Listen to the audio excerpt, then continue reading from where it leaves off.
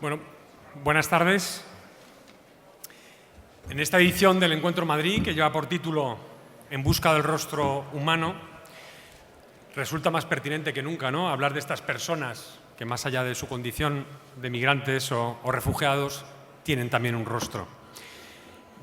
Y es que, como se apunta en la explicación del lema que propone el Encuentro Madrid, dice: es especialmente urgente volver a descubrir y recuperar ese rostro humano que convierte a cada persona en única, más allá de su condición. Y tratando de responder a la pregunta de qué es aquello que da valor y significado a cada persona, apela a la experiencia de cada uno, en el que, y cito, nuestra persona nace y se regenera a partir de una relación. Es un encuentro en el que se manifiesta una preferencia, un encuentro verdaderamente humano, lo que hace salir a la luz, con el tiempo, nuestro verdadero rostro.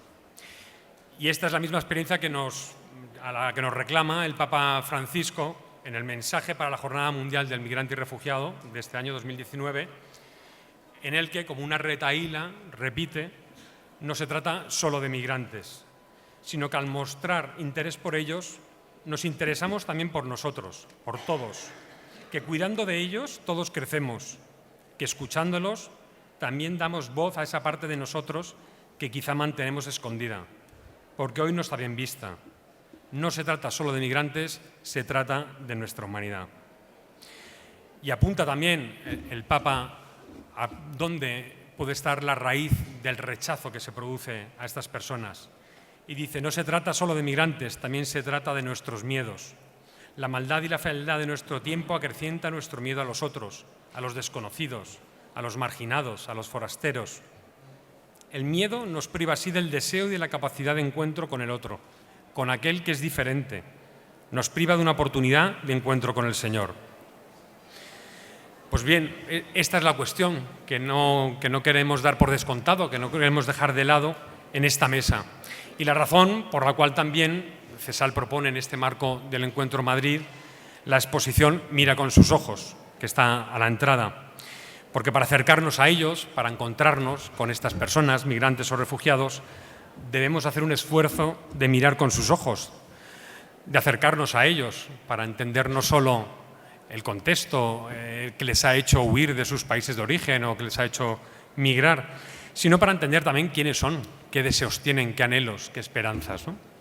Pues bien, esta exposición, que como digo, invitamos a todos a que visiten, nos la va a presentar Lucía Gallo, que es la comisaria de esta exposición, muy brevemente, para dar unas pinceladas sobre esta exposición.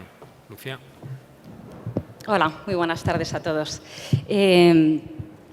Bueno, Pablo ya ha apuntado algunos de los puntos principales que tratan la exposición. Esta exposición tiene como origen el encuentro que muchas de las personas que trabajamos en CESAL hemos hecho con las personas migrantes y refugiadas. En ese encuentro, y sobre todo en la sorpresa de descubrir que los otros son iguales que nosotros, que tienen nuestras mismas necesidades, nuestros mismos deseos. Muchas de las personas que nosotros vamos conociendo a lo largo de estos años llegan desde situaciones realmente dramáticas. Muchos llegan de una guerra, han perdido sus casas, han perdido sus seres más queridos, hijos, maridos. Y aparte de este drama humano que ellos traen, también al mismo tiempo llegan con una gran esperanza, llegan con un gran deseo. Y eso es lo que un poco nos ha movido, nos ha motivado a hacer esta exposición, a mostrar a todo el mundo el descubrimiento que hacemos nosotros de nosotros mismos cuando les miramos a ellos. Hay tres tipos de personajes, de protagonistas en esta exposición. Por un lado, son periodistas. Hemos implicado a 9 periodistas y 9 fotógrafos, y les hemos invitado a hacer este mismo recorrido que nosotros hemos hecho. Les hemos invitado a que les conozcan vayan a sus casas. De hecho, muchos han ido y lo bonito ha sido también que en esta relación, en este conocimiento, en este dejarse, dejarse tocar por ellos, por sus historias, han nacido muchas amistades, muchas relaciones que todavía hoy continúan. Bueno, pues bien, como decía, estas 9 periodistas, 9 fotógrafos son los que muestran las historias de estos 9 refugiados. Hay 3 grandes bloques fotográficos de una familia siria, una persona que llega de Venezuela o de República Centroafricana y otras pequeñas historias. En total hay 8 historias de 8 países, de personas que vienen de 8 países distintos. Y por último, cerramos la exposición contando un poco cuál ha sido nuestra experiencia, cuál es nuestra experiencia, porque nosotros somos los primeros que aprendemos. Como decía, nosotros somos los primeros que en la relación con ellos cambiamos y ellos nos ayudan a mirar. Algunos periodistas, y a mí eso es una cosa que me sorprendía mucho, algunos periodistas resaltaban cómo hablando con ellos les había sorprendido algunas de las cosas que nosotros damos por supuesto, como la libertad, el no vivir con miedo, cómo se les acoge, que eso es otro de los aspectos que en toda la exposición, bueno, pues ellos resaltan. Al encuentro con las personas, con los trabajadores, con los fruteros, con la gente que se encuentra en la calle, les sorprende a ellos. Y son todos aspectos que nos hacen cambiar y que nos hacen mirar de manera distinta también nuestra realidad a nosotros mismos. Bueno, yo creo que más o menos con estas pinceladas. Ahora vamos a poner un vídeo que bueno, pues muestra un ejemplo de cómo se ha preparado, digamos, esta exposición. Muchas gracias.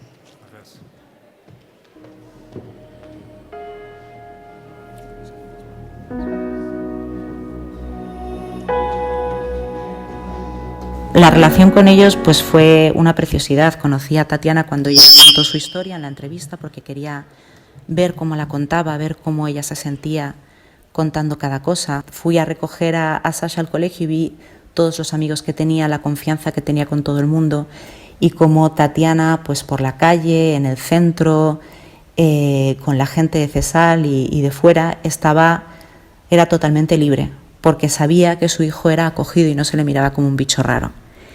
Y eso es lo que he intentado transmitir.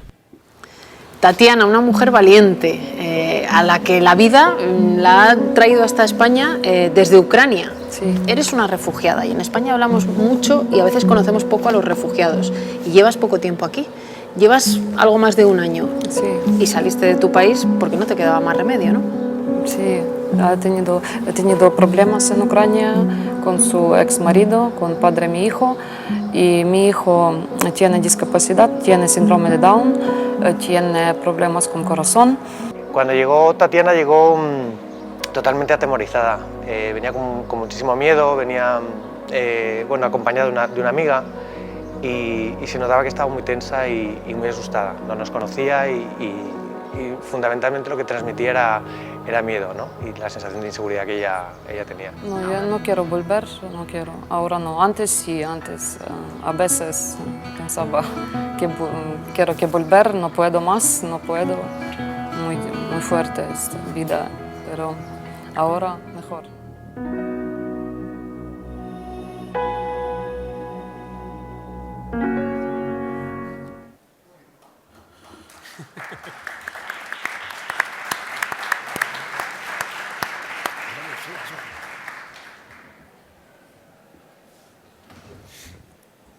Pues bien, como comentaba Lucía, esta es una de las historias, ¿no?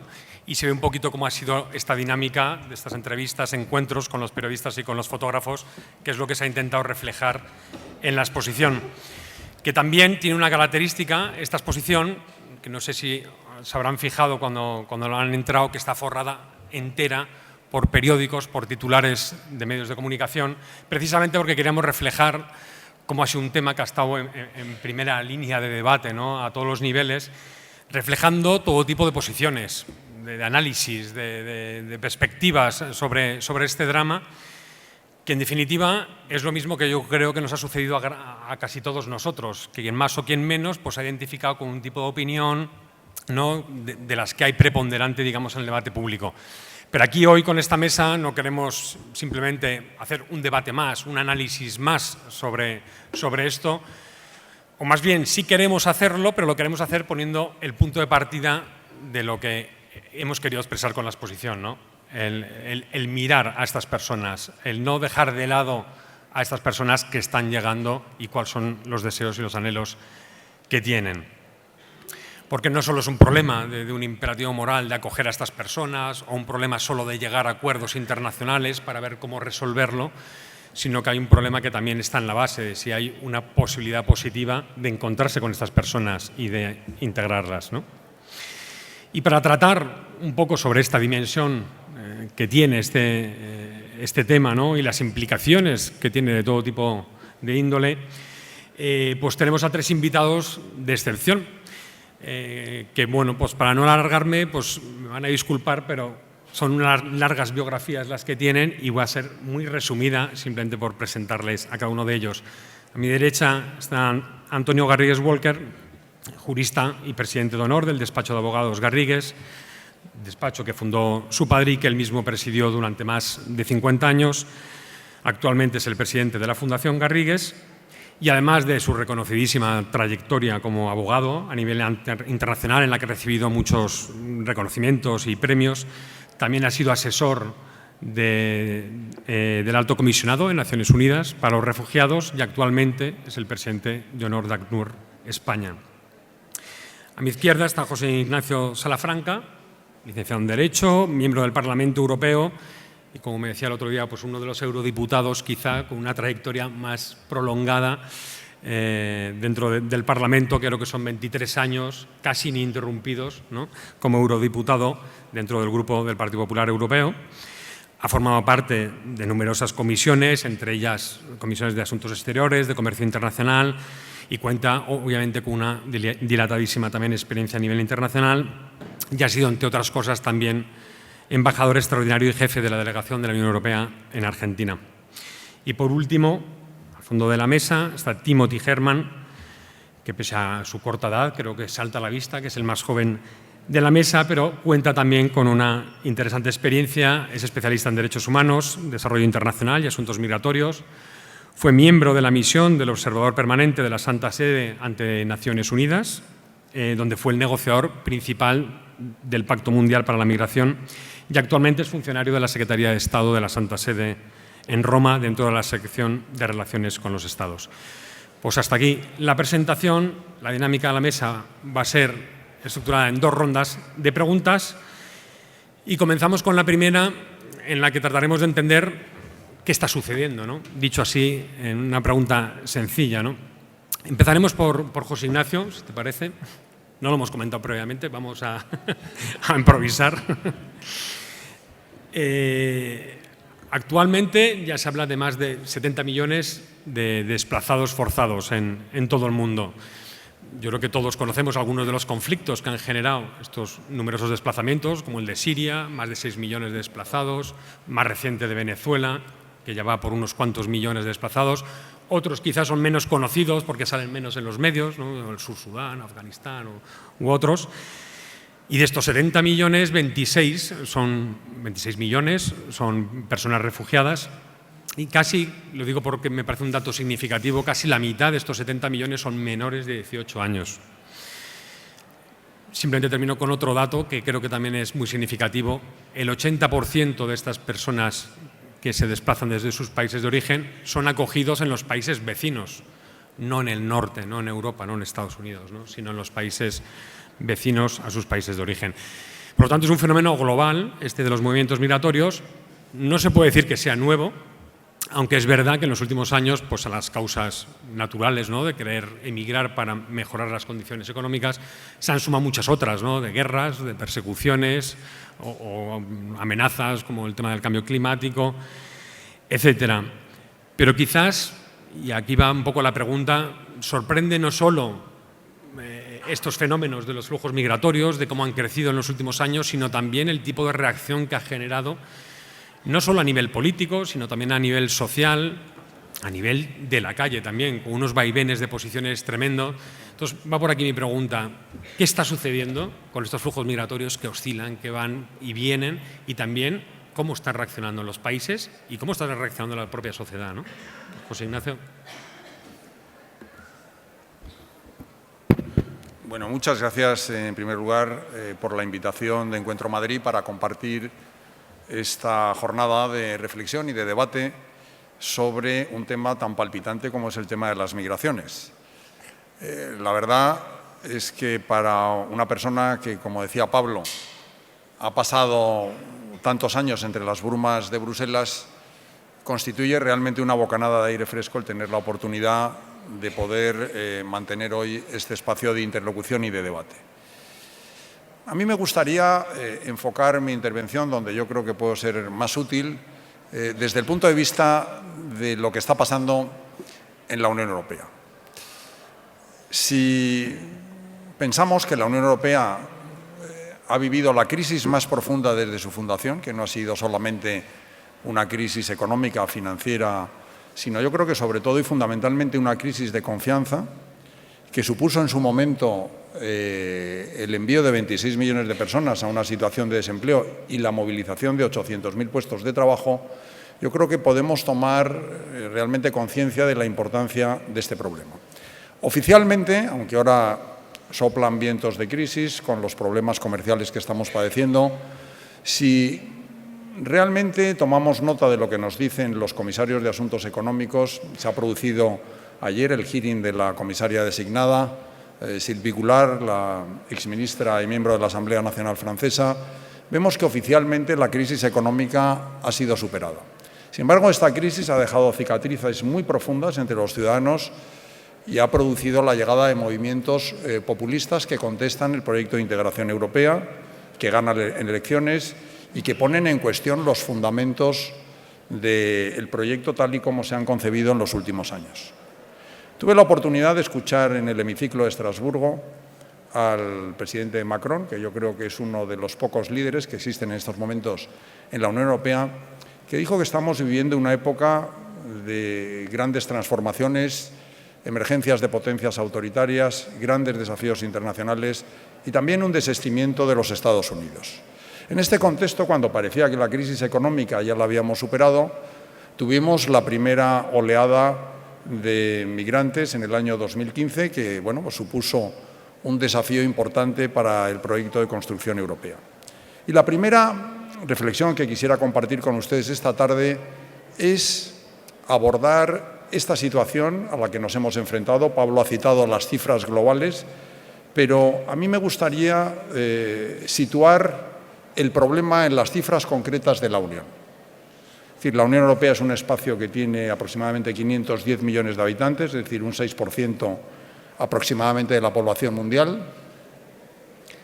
Y es curioso, si piensan ustedes, que en el año 1950, de los 20 países más poblados del mundo, de los 10 países más poblados del mundo, 6 eran europeos. Hoy, entre los 20 primeros, no hay más que uno, que es Alemania. Y la tendencia, como saben, es una tendencia decreciente. El libro verde de la Comisión Europea sobre el cambio demográfico dice claramente que Europa es el único continente que pierde población en términos netos.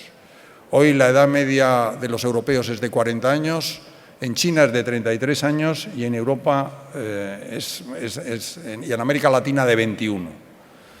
Entonces, en este contexto, ¿tenemos una crisis de migrantes o tenemos una crisis política motivada por el egoísmo de los Estados miembros a la hora de afrontar este problema?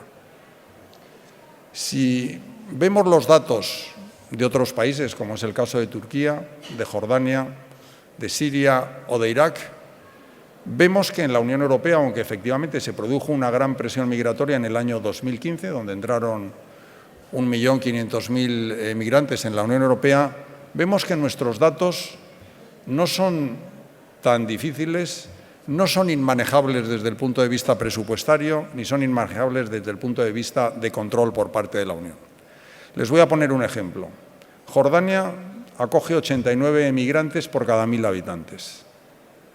Si cada año entrasen en la Unión Europea 100.000 emigrantes, no llegaríamos a una tasa de 5.000 emigrantes en la Unión Europea.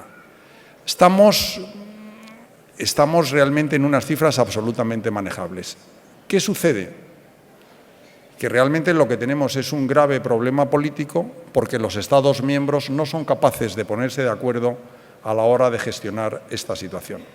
Esto supone división entre países del norte y del sur, entre países del este y del oeste y, como decía antes, este egoísmo y esta ineficacia de la Unión Europea a la hora de resolver este problema genera tensiones que llevan a determinados partidos políticos xenófobos, antieuropeos, a tomar el poder y a provocar situaciones como la que hemos estado viviendo estos días. A mí me interesa, en esta primera ronda, centrando el problema en la cuestión de cifras, decirles que con independencia de que la Unión Europea y cualquier Estado tiene derecho a controlar sus fronteras y a asumir este problema de la migración desde una perspectiva de seriedad y de responsabilidad, lo que no se puede hacer es perder la dimensión individual y la dignidad de estas personas. Primero, nosotros, como españoles, hemos sido un país que ha producido emigrantes, hemos sido un país de emigrantes. Y hay un aspecto que a mí me parece que es fundamental, y lo señalaba Pablo en su intervención, que es la cuestión de la dignidad. Esta tarde me he comprado el último libro de este filósofo, Sardá, que lleva por título precisamente la dignidad, y me ha llamado la atención el hecho de que pone el acento en que la dignidad de las personas es realmente inexpropiable. Y cita en su libro y dice que es un monumento más grande que el Partenón. Y en ese sentido, yo creo que uno de los grandes dramas contemporáneos que vivimos hoy es precisamente morir ahogado en una patera camino de las Islas Canarias o camino de las costas andaluzas, morir deshidratado en el desierto de Arizona, morir congelado en los bajos de un camión bajo el túnel de Canal de la Mancha. Y me parece que no debemos perder nunca la noción de la dignidad individual de las personas. El otro día le contaba a Pablo en un encuentro que mantuvimos, y con esto voy a intervenir, porque cuando uno pasa mucho tiempo en el Parlamento Europeo tiene una tendencia y casi incontrolable a la incontinencia verbal y habla más de la cuenta. No va a ser el caso, lo prometo, esta tarde, pero le contaba que siendo yo un joven eurodiputado en el año 94, tuve un breve encuentro con Fidel Castro de 9 horas y media. Y en esa corta cena, pues hablamos de muchas cosas y al final, cuando los intérpretes de la delegación del Parlamento Europeo se estaban cayendo ya por el suelo de lo pesadísima que resultó, pues el comandante vino, me cogió por el brazo y me preguntó que si me podía hacer una pregunta personal. Y yo le dije que sí, que por supuesto. Me dijo, ¿crees en el infierno? Y digo, mire, yo soy católico, mal católico, pero los católicos creemos en el infierno, donde van los malos como usted, y los buenos, pues yo creo que tienen otro destino. Digo, ¿le puedo hacer yo usted una pregunta también personal? Y me dijo, sí, porque sé que has estudiado con los jesuitas como yo, eso une mucho, y detecté una enorme preocupación religiosa en este señor. Y digo, ¿y usted cree en el alma inmortal? Y me dijo, mira, ¿tú crees que a estas alturas de curso tú a mí me vas a convertir? Y digo, mire, comandante, si ha venido el Papa y no lo ha conseguido, yo lo tengo muy difícil, pero los católicos, aparte de creer en el infierno, creemos en los milagros que se producen en escasas ocasiones y yo no descarto que se pueda producir un milagro y que usted se convierta. Entonces me dijo, mira, no te prometo que me voy a convertir, pero te prometo que me voy a leer el libro que me ha recomendado. Le recomendé un libro que he traído hoy, que tiene una cita maravillosa de un autor, amigo mío, que ha muerto, que era el profesor José Antonio Jáuregui, que cuenta una anécdota que le expliqué a este señor en la entrevista que tuve, en la que cuenta en esta anécdota cómo se produce de una forma muy gráfica la incomprensión entre los seres humanos. Y cuenta que un religioso está en África, en tierras de misión, está enterrando a su madre y está poniendo un plato de comida en la tumba de su madre. Y al lado, está poniendo, un ramo de flores en la tumba de su madre. Y al lado hay un africano que está también enterrando a su madre y está poniendo un plato de comida. Y el misionero europeo, desde su superioridad, le dice al africano, dice, oye, yo creía que te habías dejado ya de estas supersticiones, o verdaderamente crees que tu madre va a salir de su tumba para comerse ese plato de comida. Y el africano le dice, desde su modestia y desde su aparente inferioridad, mi madre saldrá a comerse este plato de comida cuando tu madre salga a oler esas flores. Y esta anécdota antropológica pone de manifiesto la incomprensión entre los seres humanos que por distintos caminos, por distintos medios, pueden buscar la misma verdad, la misma concordia y la misma solidaridad. Creo que no debemos perder nunca la perspectiva humana, la perspectiva individual. Creo que no debemos hacer demagogia ni sacar rédito político de estas situaciones dramáticas. Creo que tenemos que enfocarla desde la seriedad, controlando las fronteras, admitiendo los flujos regulares, integrando a los inmigrantes, pero respetando siempre los valores que el ser humano tiene, y en ese sentido me gustaría que en esta primera fase mi contribución al debate fuera precisamente esta. Muchas gracias. Muchas gracias.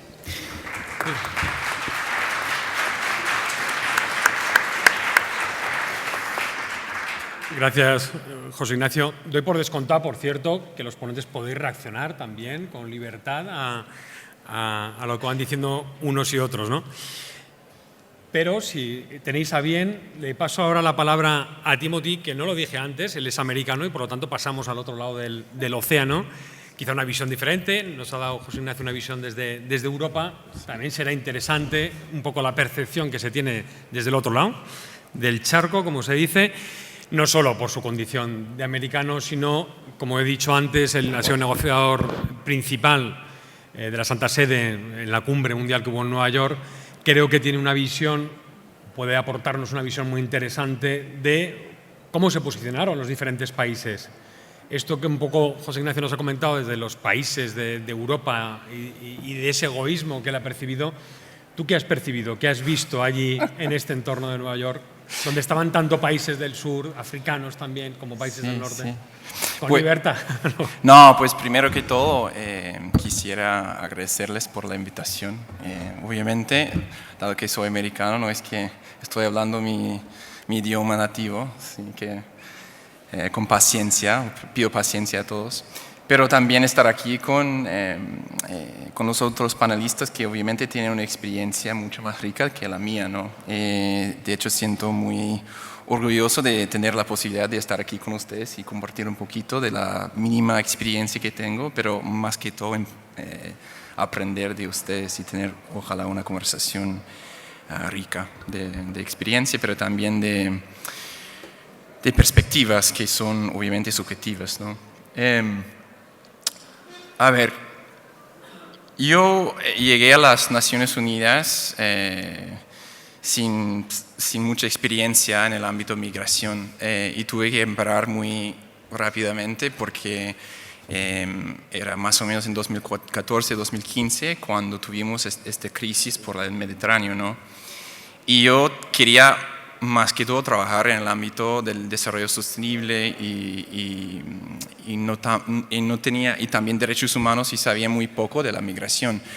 Pero la Santa Sede es muy pequeña, tenemos una presencia muy pequeña, pero como dice el nuncio que ahora viene para España como el nuevo nuncio, fue nombrado esta semana, de hecho el miércoles, como decía siempre él, nosotros somos muy capaces nosotros decimos fight above our weight, o sea, pelear más allá de nuestro peso, ¿no? Y, o sea, con muy poco hemos siempre tenido la posibilidad de hacer mucho. Entonces, desde cuando llegué, me dijeron, mira, eres el único que puede hacer este trabajo. Y dije, ok, a ver, no creo, pero voy a intentarlo. Y entonces lo que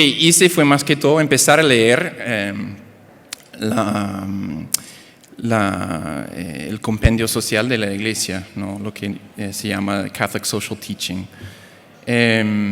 Para empezar, ¿no? Fundarme un poquito más en el base de la política, pero también de la ética de que la Iglesia tiene enfrente de esta cosa. Pero no solamente eso, en aquel momento los europeos querían sobre todo abrir la posibilidad políticamente de hablar del tema de inmigración y también refugiados, porque como dije, en 2015, con la crisis actual, era casi imposible recibir a los flujos mixtos que estaban llegando desde África, pero también de Siria y el Medio Oriente, ¿no? Entonces entendían que necesitaban una ayuda, sobre todo una ayuda desde los países africanos y también los de los países en el Medio Oriente, tipo Líbano y también Jordania, ¿no? Y el lugar mejor para tener esta conversación era las Naciones Unidas. Pero no es muy normal hablar de la migración. Sí es normal hablar más de los refugiados y la política del refugiado, de la protección, porque hay ya un sistema que existe a través de algunos tratados de 1951 y también 67, que ya da como un marco en cual podemos trabajar. Pero con respecto a la migración no había nada. O sea, había tratados entre países, había procesos regionales que ya estaban, pero o sea, hablar de la migración es siempre tocar un tema muy difícil, que es la soberanía y también la frontera. O sea, ¿quién vamos a dejar entrar y quién no vamos a dejar entrar? Porque siempre habla de eso, ¿no?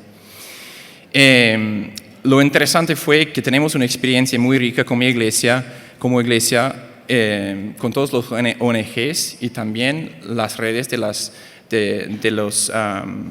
los órdenes sacerdotales, pero y también de las religiosas, ¿no? De los órdenes religiosos, que trabajan muchísimo en la frontera y también muchísimo con los migrantes.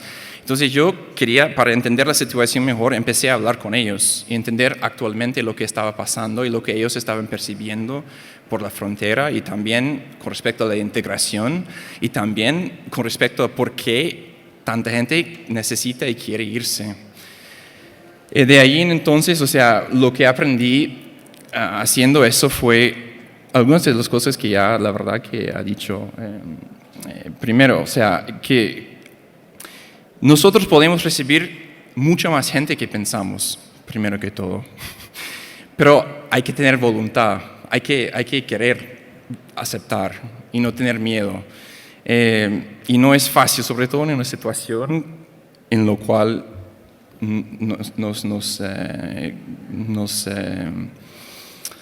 donde estamos, o sea, con la economía que no es tan fuerte como antes de la crisis, con muchos jóvenes que están buscando trabajo y no hay empleo, o sea, sin una propuesta, sin miedo, o sea, con todo el miedo y todas las preocupaciones que tenemos, es más difícil querer aceptar y tener la voluntad de aceptar a la gente, ¿no?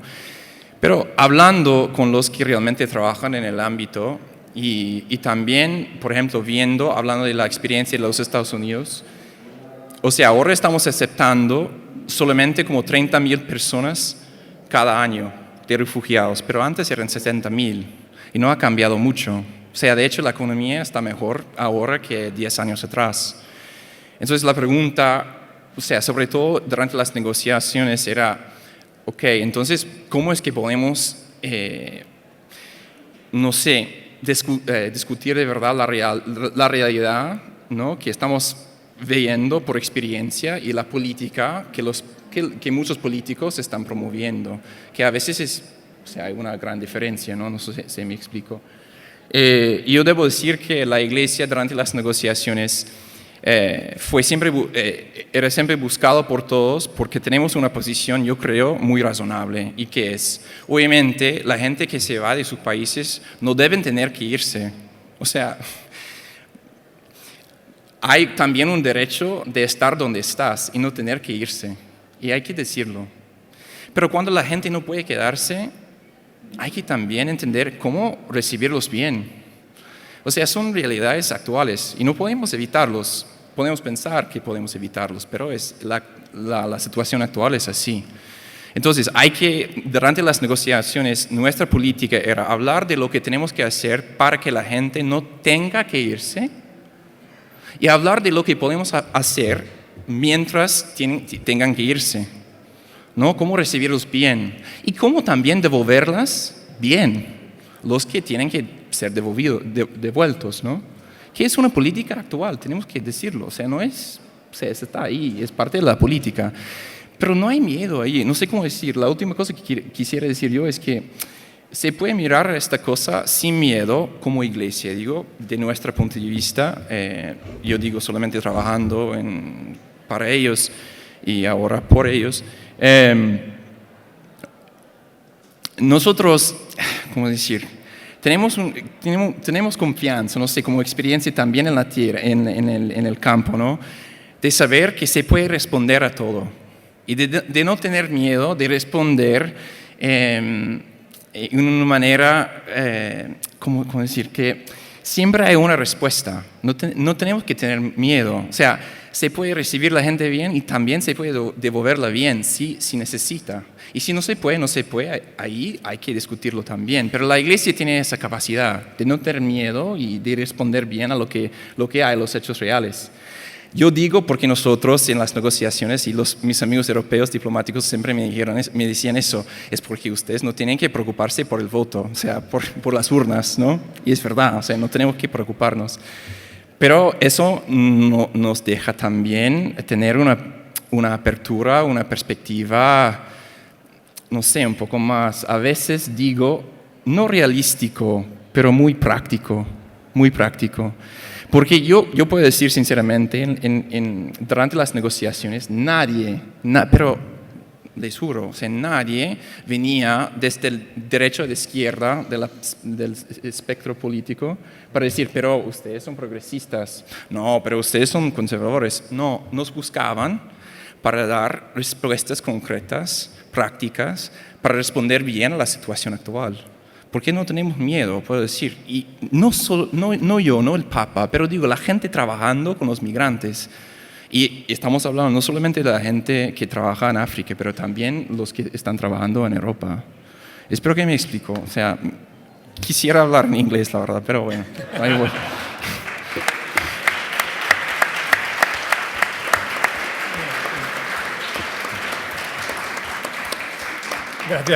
Gracias Timothy por el esfuerzo de hablar español. Y bueno, pues seguimos ahondando en este tema. Creo que tiene aportado algunos aspectos nuevos, una cierta hipocresía a veces entre esta diferenciación, ¿no? Entre migrantes y refugiados. Lo comentaba también previamente, ¿no? Claro, en estas cumbres, pues claro, el tema de los refugiados era un tema que preocupa a Europa porque está muy regulado y porque tienen la obligación de intervenir con ellos, ¿no? Sin embargo, parecía que no querían saber mucho de migrantes, ¿no? En esta cumbre. Sí. Y yo creo que también ha sido parte de la insistencia. Porque ahí no hay obligación. ¿Perdón? Porque no hay obligación. Claro, como no hay obligación, es un tema del que no quieren tocar, no quieren hablar, ¿no? Interesante también este punto del realismo, ¿no? De la Iglesia, de decir, bueno, pues hay que buscar soluciones, ¿no? Sí. Hay que mirar realmente al problema de frente y entender que también hay una problemática de qué es lo que hace que estas personas salgan de sus países, ¿no? Pues bueno, pasamos en tercer lugar a don Antonio, que acumula, como decía antes, una larga experiencia. Creo que es un observador internacional privilegiado y a la vez siempre manifiesta una vitalidad envidiable. Pues nada, que también nos aporte su punto de vista. Vamos a ver, primero quería asegurarles una cosa. Este tema es muy complejo y muy difícil y tiene todo tipo de vertientes sociológicas, económicas, políticas y culturales. De modo que si incrementamos su nivel de confusión, no se preocupen. Es decir, de aquí van a salir más confusos de lo que han entrado. Y no pasa nada. Y no pasa nada. Lo segundo es que este encuentro tiene como una especie de apoyo religioso serio e importante, ¿no? Y hemos hablado con un representante que conoce bien la Santa Sede. Pero obviamente este no es un problema que concierna solamente al mundo religioso. Este es un tema que concierne y nos concierne a todo el mundo, cualquiera que sean nuestras intensidades religiosas o incluso si no tenemos ninguna inclinación religiosa. Este es un tema importante. Que yo quiero empezar hablando de un derecho que de vez en cuando se olvida. Entre los derechos del ser humano hay uno que es el siguiente: yo tengo el derecho a vivir en mi propia patria. El derecho, no es una ficción. Yo tengo el derecho a vivir en mi propia patria. Y si ese derecho me lo alteran, me están quitando un derecho básico. No hay ningún derecho más importante que el derecho a vivir en tu propia patria. El expatriado es un fenómeno que combina todos los dolores sentimentales, políticos, culturales que se pueden imaginar. Es el derecho a vivir en tu propia patria. Lo digo esto porque lo siguiente que tenemos que reconocer es que la mayoría de los procesos migratorios y de refugio lo ha originado el mundo occidental y lo sigue originando el mundo occidental. En Siria, por descontado que hay un conflicto entre sirios, nadie puede dudar que tenemos a los partidarios de Assad y a los contrarios de Assad. Pero luego tenemos a los Estados Unidos en un bando y a Rusia en otro bando. Y Rusia apoya un bando y los americanos apoyan otro bando. Y se están bombardeando unos a otros permanentemente hasta que la gente ya no puede más. Había gente encantada de no oírme, de verdad.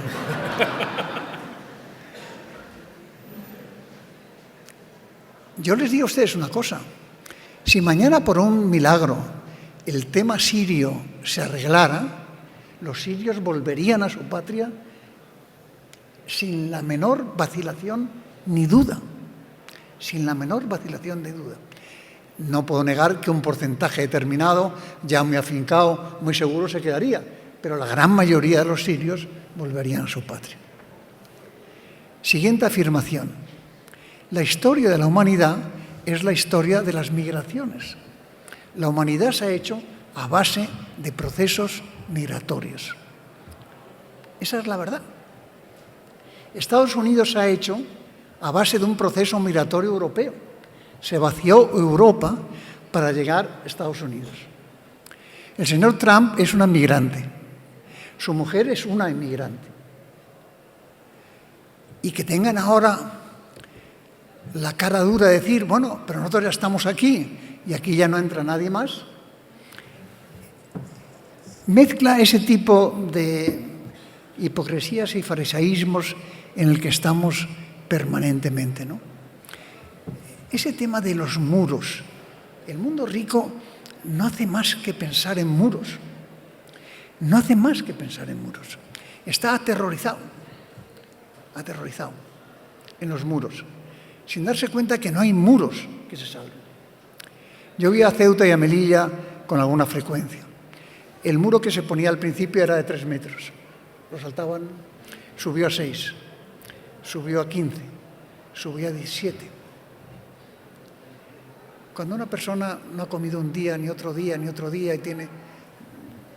Ya le puedes poner 20 metros, subirá 20 metros, o 30 o 40 metros. Si creemos que con muros vamos a arreglar este tema, estamos equivocados. Pero o el mundo rico reconoce que es en gran parte culpable de todos los procesos de refugio y de migración, o realmente no vamos a avanzar demasiado. Porque es que, insisto, el derecho a vivir en tu propia patria lo tiene que tener todo el mundo.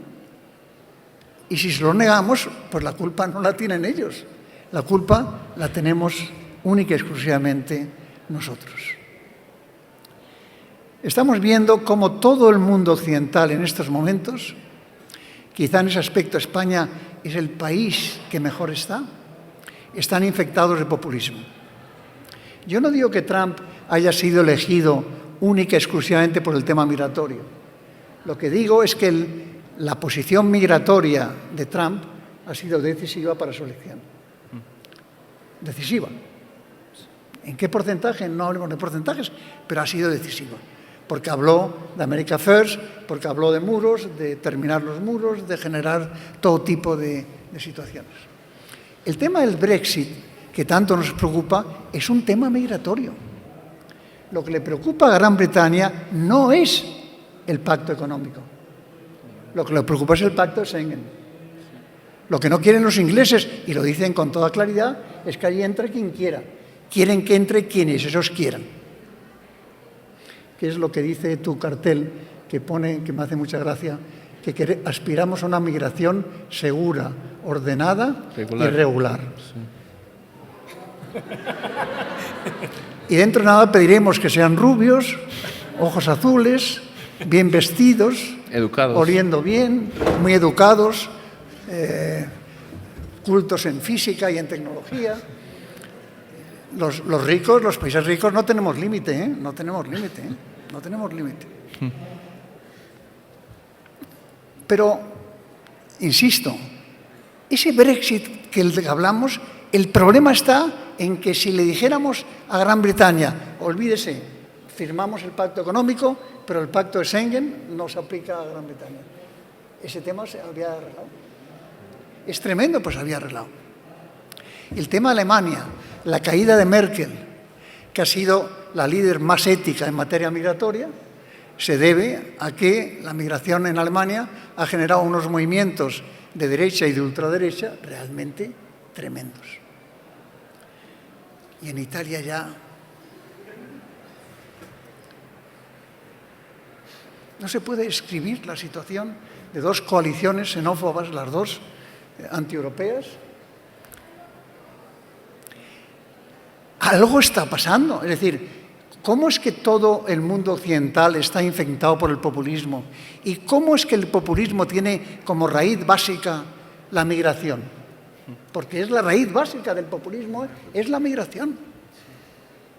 Pero que nadie se equivoque, es la raíz básica de la migración. ¿Por qué? Porque los que creemos que no somos populistas, los no populistas, no estamos ofreciendo una alternativa válida a la ciudadanía. Y en algún momento tendremos que ponernos a trabajar. En algún momento. Porque no estamos trabajando. No estamos trabajando. Nada, ¿eh? Hablamos, ¿eh? Y decimos unas cosas tan bellas, pero trabajar, lo que se llama trabajar, ni un palo al agua.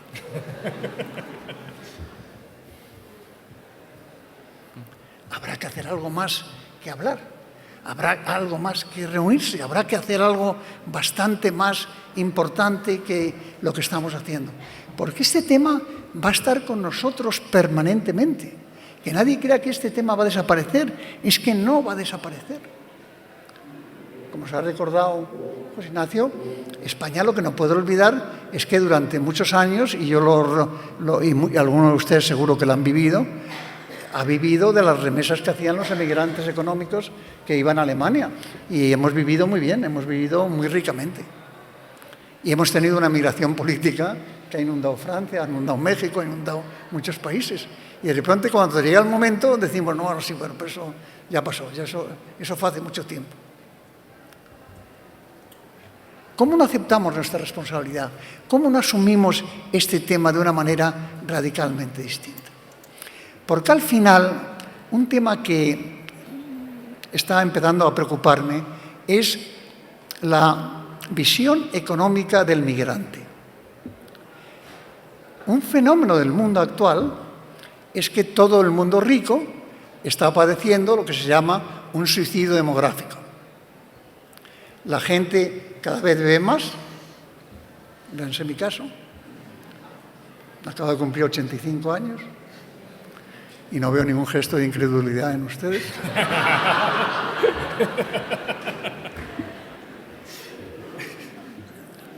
Y las mujeres no tienen hijos.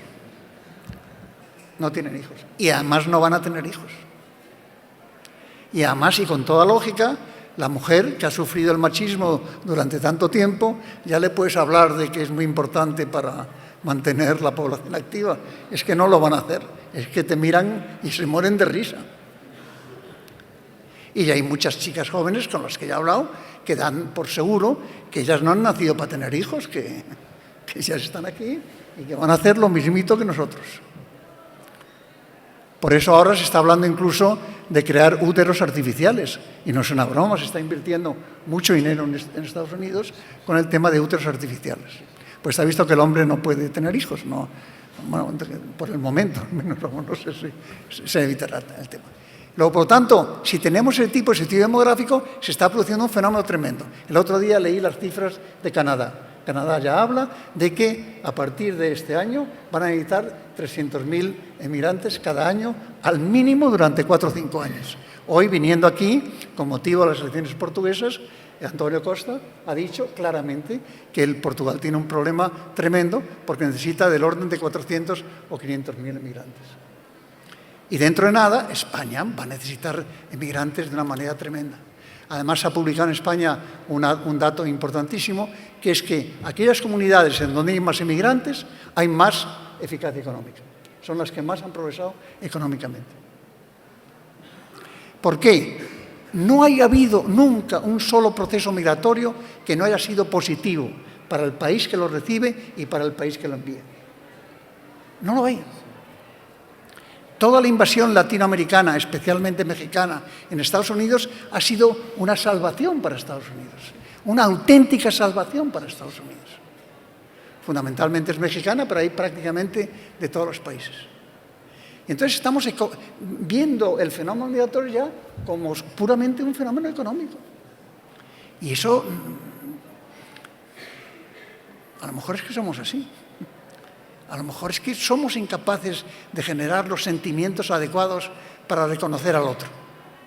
Porque, insisto, hablamos estupendamente bien, pero lo que tenemos que entender es que el derecho a vivir en tu propia patria es un derecho muy importante. Los españoles eso lo tenemos muy acentuado, pero yo creo que todo el mundo lo tiene muy acentuado. La nostalgia de tu patria, la nostalgia de tu patria. Ya ha incrementado bastante el nivel de confusión. Muchas gracias.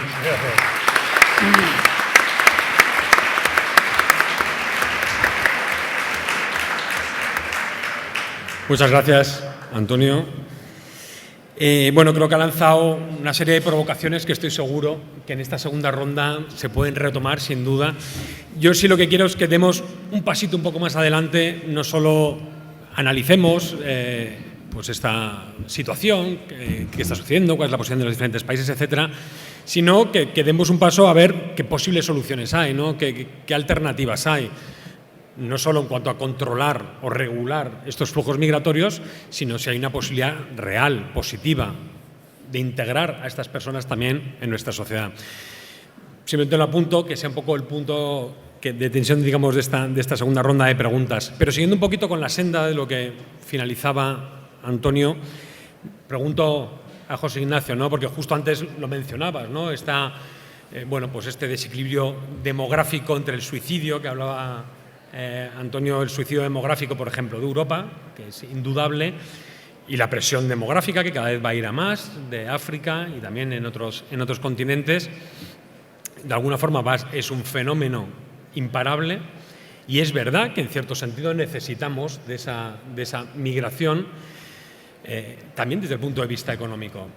Pero por una parte está la pregunta, que Antonio lanzaba también, ¿es suficiente? O sea, ¿es suficiente esta razón para integrar a estas personas? Simplemente el decir, bueno, pues es que necesitamos de esta mano de obra joven que ya no tenemos en Europa. Pero sobre todo, en segundo lugar, ¿cómo integrar a estas personas para que realmente sea un aporte positivo para Europa? O sea, es posible que estas personas se incorporen dentro de nuestra sociedad, no solo para que genere un impacto económico positivo, sino para que ayuden a construir Europa, como también se ha puesto antes de relieve en esta mesa, que Europa se ha ido construyendo así a lo largo de la historia. ¿Es posible? Bueno, es una provocación, José Ignacio. No, una reflexión muy interesante. Lo primero que quisiera decir es que mi responsabilidad está muy aligerada, habida cuenta de la calidad de las intervenciones de las personas que me acompañan alrededor de esta mesa, que yo creo que han hecho aportaciones. No, pero que han hecho aportaciones realmente muy interesantes y que han dado en el clavo del problema. Soluciones. Hombre, por seguir un poco la línea que marcaba Antonio Garrigues, yo creo que tenemos que pasar de las palabras a los hechos y ir a lo más inmediato. ¿Qué es lo más inmediato? Pues lo más inmediato es salvar vidas. Yo creo que eso es lo más importante.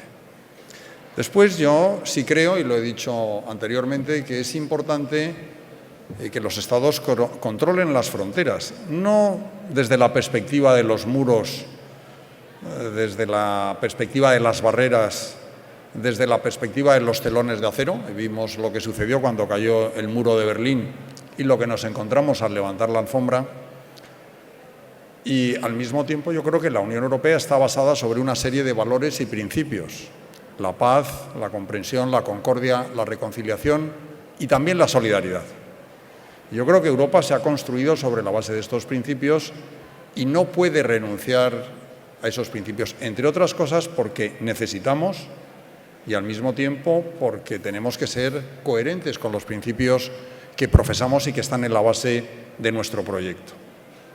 Porque Europa podrá ser la primera potencia comercial, financiera e industrial del mundo, pero el proyecto de construcción europea es sobre todo y fundamentalmente un proyecto de valores. Y en ese sentido, cuando hablamos de la solidaridad, vemos que una de las políticas que más ha influido en la Unión Europea es la política de cohesión, la política territorial, el Fondo de Desarrollo Regional. El proyecto de Unión Europea ha sido ir aminorando las diferencias entre las regiones de Europa, las más ricas de Holanda o de Alemania con las más pobres del sur de España o del mediodía italiano. Y, sin embargo, en esto de la solidaridad con los emigrantes nos encontramos que cuando llega un barco espectáculo, que es como se llama, pues es que los estados no se preguntan si van a entrar, sino dónde va a entrar. Y cuando uno ve a los países de Europa Central y Oriental, que han estado llamando con insistencia a las puertas de Europa y que además son los que menos inmigrantes admiten, y uno hace unas estadísticas del rechazo que provoca la inmigración, el extranjero o el otro en estos países, pues es de unas tasas elevadísimas. Y curiosamente la República Checa, Eslovaquia, Hungría o Letonia son los países donde hay mayor rechazo al inmigrante. Y cuando uno ve los eurobarómetros, se queda alucinado viendo que el principal problema que muchos europeos consideran que existe no es el terrorismo o es el desempleo o es la desaceleración económica, sino la migración. He explicado antes que un emigrante por cada 5.000 habitantes de la Unión Europea es una cifra manejable y es una cifra, como decía Antonio Garrigues, casi imprescindible para asegurar la pirámide de relevo generacional y económica de nuestras sociedades. Ahora bien, prioridades: primero salvar vidas, después controlar las fronteras, después establecer un mecanismo ágil y coherente de asilo que dé una respuesta como la Unión Europea ha venido dando a lo largo de los últimos años.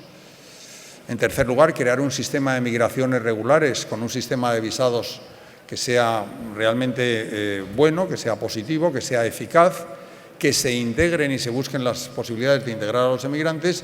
También reprimir lo que es el tráfico irregular de inmigrantes y al mismo tiempo favorecer eso que decía también Antonio en su intervención inicial, el derecho que tiene cada persona a quedarse en su país de origen. Estábamos hablando con Antonio antes de entrar aquí del hearing que va a tener el próximo alto representante para la política exterior y seguridad común. Va a manejar como coordinador de las políticas exteriores de la Unión 135.000 millones de euros, integrando el Instrumento Europeo de Desarrollo, más de 25.000 millones en el próximo periodo de las perspectivas financieras. Bueno, yo creo que la Unión Europea, que es el primer donante de ayuda al desarrollo en el mundo, pues puede hacer algo para crear buenas condiciones y para que efectivamente estas personas puedan ejercer su primer derecho a residir en el país que le conforma. Y luego, por último, ¿qué les diría yo? Pues, no sé, da la sensación de que todos los proyectos están encima de la mesa. La Comisión Europea en el año 2017 puso una hoja de ruta muy clara.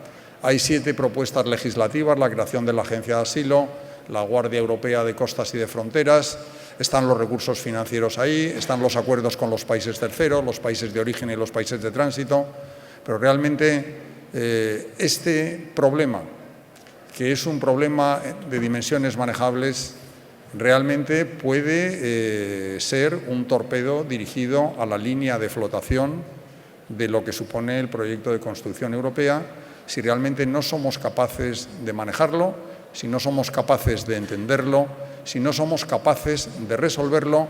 Y voy a terminar, les he hablado antes de este libro, con una reflexión que me ha llamado mucho la atención al leerlo en el prólogo, que hace en el siglo XII, un sufí místico musulmán que vivió entre 1165 y 1240, y que esas palabras que pronunció hace unos cuantos años, yo creo que no podrían ser más actuales y modernas. Y dice así: hubo un tiempo en que yo rechazaba a mi prójimo si su religión no era como la mía. Ahora mi corazón se ha convertido en el receptáculo de todas las formas. Es pradera de gacelas y claustro de monjes, templo de ídolos y cava de peregrinos, tablas de la ley y del Corán, porque profeso la religión del amor y voy a donde quiera que vaya su cabalgadura. El amor es mi credo y mi fe. Y yo insisto, tenemos los recursos, tenemos las cifras, no tenemos la voluntad política, y este es un problema realmente muy serio que, como no seamos capaces de resolverlo en la próxima Comisión Europea, puede realmente resquebrajar el proceso de construcción europea sobre el que en este momento tantos desafíos y tantas amenazas penden en este momento.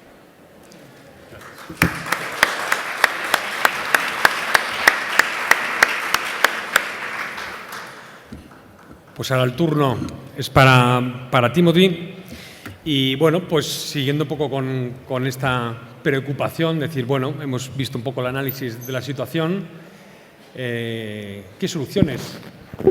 ¿Por dónde hay que trabajar? Se han señalado aquí algunas cosas. Pero muy claras, ¿sí? Sí, exacto. Claro, o sea, queremos aquí salir con alguna... Sí. No queremos salir más confundidos que hemos entrado, ¿no?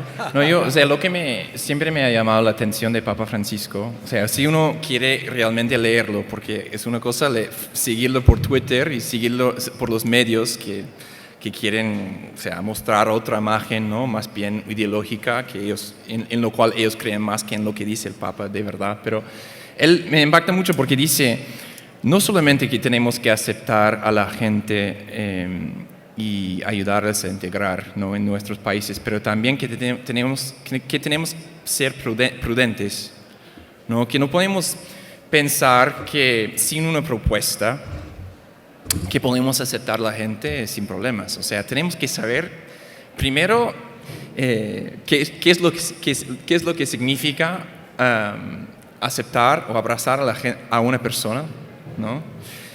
Y también tenemos que pensar muy bien en de dónde vienen y por qué. O sea, no es solamente que tenemos que aceptar a todos, a lo mejor hay algunos que no, ¿no? Y a lo mejor hay algunos que vienen acá, pero a lo mejor no quieren estar, pero no saben cómo volver. Pero muchas veces la política que yo veo en mi país, pero también aquí en Europa, es solamente o aceptar o no aceptar, ¿no? O rechazar o abrazar. Pero no hay una posición prudente que dice, a lo mejor cada caso por cada caso, ¿no? La Iglesia es muy capaz, según yo, tiene una posibilidad de mirar a cada persona por lo que es. Entonces, la política nuestra, si la hacemos, y lo hacemos sobre todo en ámbitos internacionales, o sea, empieza desde el humano y su situación actual y la experiencia que tenemos como nosotros, como pueblo, como gente, ¿no? Y yo creo que, o sea, me ha interesado también muchísimo lo que estábamos diciendo antes, ¿no?, del invierno demográfico que estamos experimentando aquí. A mí me pregunto por qué. ¿Por qué no estamos haciendo familias? Yo recuerdo buenísimo, o sea, cuando tenía 15 años, yendo a misa cotidiana, quién sabe por qué, un poco raro. Yo tengo novia, o sea, para decir, no soy tan raro, pero digo, o sea, yendo a misa cotidiana, y recuerdo todas las mujeres, las viejas filipinas, porque tenemos una inmigración gigante de Filipinas en California, diciéndome, pero tú debes ser cura, debes hacerte cura, debes hacerte padre, ¿no? Pero yo preguntándome, o sea, sin hacer familias creyentes con niños, ¿cómo es que o sea, los curas no nacen de nada, o sea, vienen de familias.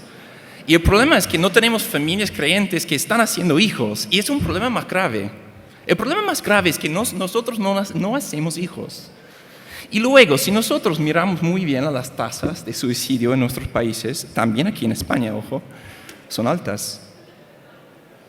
La depresión, ¿de qué? O sea, yo me pregunto, somos países ricos, ¿no? Tenemos recursos, tenemos sistemas de educación que, o sea, hablando de los inmigrantes, vienen acá porque tenemos orden, porque tenemos recursos, porque tenemos negocios, porque tenemos gobiernos que funcionan, más o menos, depende del país. Pero, o sea, hablando de Roma, a veces no se sabe. Pero para decir, ¿cuál es el problema? O sea, a mí me parece muy, muy obvio que tenemos miedo enfrente del migrante. Porque nosotros tenemos miedo enfrente de nosotros mismos. O sea, mi generación no quiere casarse. No quiere. ¿Para qué? Le da lata. Mejor viajar por todo el mundo, que también es otra pregunta interesante. Nosotros viajamos muchísimo más que nuestros padres. ¿Para qué? ¿Para consumir? Para consumir una cultura que no es nuestra, para buscar a lo mejor una identidad que hemos perdido. O sea, nosotros no sabemos quiénes somos muchas veces, y se ve, porque la gente sin áncora, no sé cómo se dice. Ancla, sin ancla, eso es italiano, qué pena. Sin ancla, o sea, estamos perdidos en el mar, ¿no? Y se ve, se nota. Y luego nosotros nos preguntamos por qué no podemos aceptar y abrazar bien a un migrante que está buscando exactamente lo que nosotros no apreciamos. O sea, es decir, según yo, si me atravieso a decirlo, yo creo, ¿cómo se dice eso? Atrevo. Gracias. Es que ahora tengo que hablar italiano todos los días y bueno. Todo el mundo habla italiano aquí. Sí, bueno, meglio. No, o sea, es decir, a lo mejor, o sea, hemos llegado a un momento como sociedad en lo que tenemos realmente todo. Tenemos todo, pero no somos felices. No somos felices. Y estos inmigrantes que vienen acá para buscar nuestra felicidad, en la cual no creemos, a ver, es un problema, es un rollo.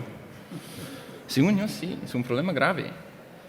O sea, yo me pregunto mucho más por mi país y todos estos estas matanzas. O sea, la gente que entra, o sea, por ejemplo, yo conocí el movimiento de Comunión y Liberación a través de una matanza en una universidad, la Universidad de Virginia Tech, que un tipo entró y mató a 30 personas y después se suicidió. ¿Por qué? Porque bueno, hay una historia ahí interesante, pero para decir, yo enfrente de esto, o sea, yo decía, pero ¿por qué eso está pasando? Y los medios que dicen, o sea, si es un problema de violencia de las armas, ok, pues que demasiada gente tiene arma, que la verdad es que en mi país puede ser, pero, o sea, pero el hecho que uno, o sea, agarra una arma y entra en una universidad para matar a 30 personas, o sea, hay una distancia gigante entre estos dos puntos. ¿Y cómo es que uno va, o sea, se va desde acá y llega ahí para matar tanta gente? O sea, son preguntas importantes en este momento, según yo, porque como estaba diciendo el señor Garrigues, o sea, sin propuesta, o sea, una propuesta de verdad. A mí me parece muy normal que tenemos miedo en frente de las olas de inmigración. La última cosa que a mí me parece también interesante y que tenemos que tenerlo en cuenta. Nosotros consumimos una cantidad de cosas que es impresionante en comparación con lo que están consumiendo, por ejemplo, en África, en Asia y también en América Latina. Pero ellos también están llegando. O sea, la cultura del consumismo también está llegando ahí. Pero lo que a mí me impacta más es que todos estos productos y sobre todo el labor que necesitamos para producirlos a bajo costo, o sea, barato, o sea, viene de ahí, de estos países a los cuales vamos a visitar. Pero yo me pregunto, o sea, con las redes sociales y la facilidad en cual viajamos ahora, o sea, ¿cómo es posible que nosotros no conocemos bien? O sea, es decir, los inmigrantes que vienen son los mismos que vamos a visitar y dejar luego para volver a nuestros países. Y cuando vienen acá, es como no los reconocemos, como si, ¿quiénes son ustedes? Pero no sé si me explico, pero hay una distancia gigante. O sea, nosotros vivimos una desconexión increíble. Esa es la cultura de la diferencia de que habla Papa Francisco. El miedo que tengo yo cuando hablo de esto es que entiendo que yo, o sea, lo puedo decir y lo entiendo más o menos con un trabajo, pero luego cuando uso mi iPhone, o sea, yo no veo un inmigrante acá, o sea, no puedo, o sea, no veo, o sea, las personas que han trabajado para darme este iPhone, o sea, no los veo aquí, no los conozco, pero igual yo disfruto del trabajo de ellos. Y yo creo que a veces, y yo diría también muchas más veces que pensamos, este trabajo que ellos hacen, que muchas veces no es digna, es la razón por la cual ellos están viniendo aquí. O sea, nosotros tenemos que también hacer un trabajo más profundo sobre la situación actual en cual estamos. Porque nosotros nos sentimos responsables por estos migrantes que vienen acá o estos refugiados que vienen de conflictos que a lo mejor también tienen un poco que ver con nuestra política económica y también nuestra política, la geopolítica que hacemos, ¿no? O sea, me parece interesante esta cosa, como, o sea, hay que pensarlo bien, porque nosotros no creemos responsables y se puede decirlo, o sea, también fácilmente. Porque yo no siento responsabilidad por esta cosa. O sea, no entiendo. O sea, ya, si lo compro, ya. Y eso es peligroso, según yo. Es peligroso. Pues vamos a ello.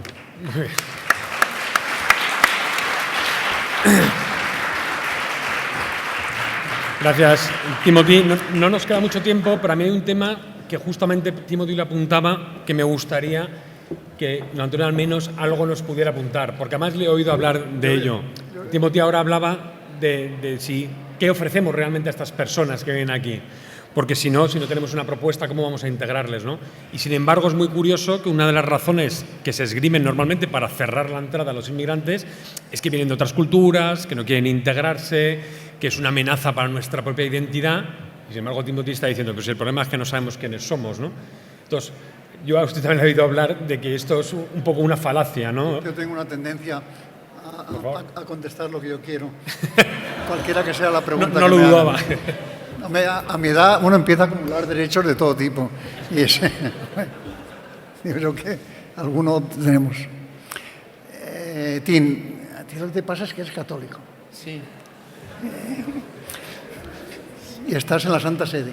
Sí, también. Y sí, hay un dicho que dice que cuando uno vive mucho tiempo en Bruselas, pierde la fe económica. Y cuando uno está en la Santa Sede, pierde la fe religiosa. Y yo creo que eso es verdad, absolutamente.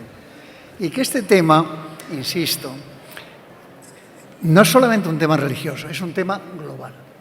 Y que la primera labor que tendría que hacer las religiones serían unirse, promover un movimiento ecuménico para realmente afrontar este tema conjuntamente. Es que esa manía que tienen las religiones de ser las únicas verdaderas es una lata. La religión católica es una religión minoritaria. La religión islámica es mucho mayor. Los movimientos espirituales chinos es decir, en el mundo hay una cantidad de religiones tremendas y todas son verdaderas. ¿Cómo va a haber religiones falsas? Todas las religiones son verdaderas. ¿Por qué no se unen las religiones en los grandes temas de la humanidad y luchan conjuntamente para afrontar este tema? ¿Por qué no nos unimos con todo el mundo, incluido el Islam, que también tiene este tipo de actitudes y tiene gente perfectamente civilizada para plantear este tema? En la ONU Ya sé que trabajamos juntos. en América estáis un poquito preocupados con el tema de Islam y esas cosas, pero bien, eso es normal. Pero lo que quiero decir es que este no es un tema religioso. Olvídate de la Santa Sede, olvídate de la Santa Sede. Es un tema que eso nos afecta a todos y de todas maneras.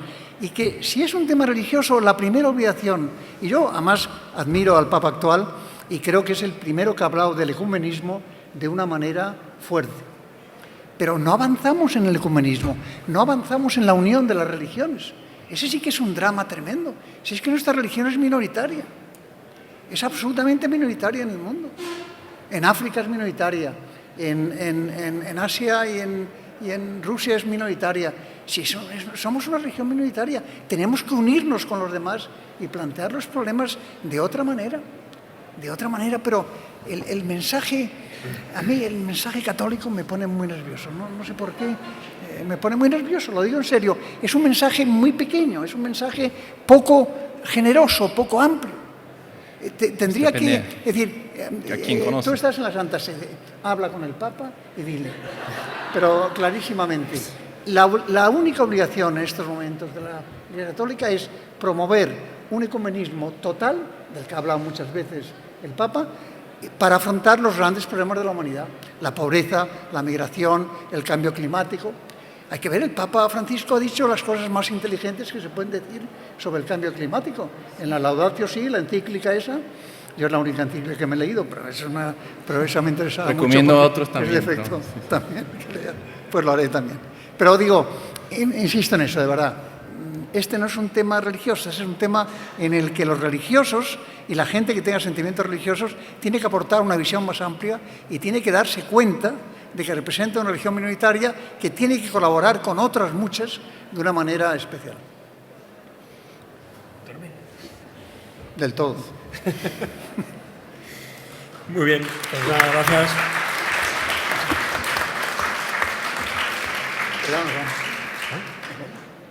Sí, cierro ya con esto el acto que ya me están llamando la atención de la organización. Tenemos que cerrar. Bueno, pues creo que como hemos visto esta tarde, el tema es complejo, tiene muchas aristas. Espero... Que lo advertí desde el principio. Por eso, pero que están confundidos. Yo creo que es un aspecto positivo, que podamos salir también con preguntas, con inquietud, porque no es un tema, como hemos dicho al inicio, es simplemente una opinión o una ideología o una posición determinada, ya sea de carácter religioso en el sentido ideológico, sino que precisamente lo que queremos entrar es en la raíz del problema, entender qué hay detrás de todo esto y aportar dentro de este debate y ponernos manos a la obra, como bien ha dicho antes, ¿no? Y nada, con esto cierro este acto. Tengo que dar unos avisos que me ha pasado la organización. Bueno, en primer lugar, reiterar la invitación a visitar la exposición organizada por la ONG CESAL, Mira con tus ojos, y por otra parte mostrar, leo tal cual el aviso, nuestro agradecimiento a todos los voluntarios y personas cuyo apoyo y colaboración han hecho posible este acto y hacen crecer año tras año esta bella historia, que también necesita ser sostenida económicamente. Por ello, os invitamos a todos a seguir construyendo en primera persona Encuentro Madrid, visitando el stand Dona Ahora, situado a la entrada de la Expo Havel. Pues nada más, muchas gracias a todos.